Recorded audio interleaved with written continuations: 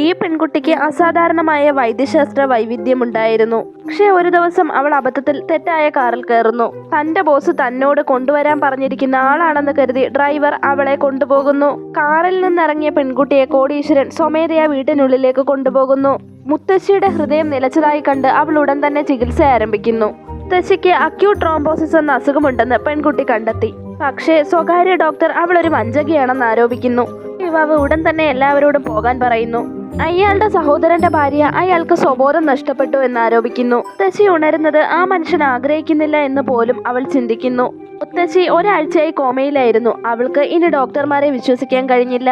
സമയം അസിസ്റ്റന്റ് അങ്ങോട്ട് ഓടിയെത്തി അവർ നിയമിച്ചിരുന്ന ഡോക്ടർ വ്യാജനാണെന്ന് പറയുന്നു. കുട്ടിയെ തടയാൻ വേണ്ടിയിട്ട് ഉടൻ തന്നെ കോടീശ്വരൻ അകത്തേക്ക് പോകുന്നു. മുത്തശ്ശി ഇതിനോടകം തന്നെ സുഖം പ്രാപിച്ചു എന്ന് കണ്ടപ്പോൾ അസിസ്റ്റന്റ് ഉടൻ തന്നെ അവളോട് ക്ഷമാപണം നടത്തുന്നു. മുത്തശ്ശിയെക്കുറിച്ച് യുവാവിന് വളരെയധികം ആശങ്കയുണ്ടായിരുന്നു. അവളൊരു ഡോക്ടർ അല്ല എന്ന് അയാളോട് വിശദീകരിക്കുന്നു. താൻ തെറ്റായ കാറിൽ കയറിപ്പോയതാണെന്നും തനിക്ക് വൈദ്യശാസ്ത്രത്തെക്കുറിച്ച് കുറച്ച് അറിവുണ്ടെന്നും പറയുന്നു. മുത്തശ്ശി ഇനിയും ആരോഗ്യത്തോടെ 20 വർഷം ജീവിക്കുമെന്ന് അവൾ പറയുന്നു.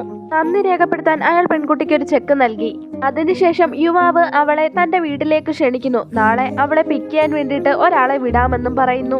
പെൺകുട്ടി മറുപടി ഒന്നും പറയാതെ ചെക്കും മേടിച്ചുകൊണ്ട് അവിടെ നിന്ന് പോകുന്നു.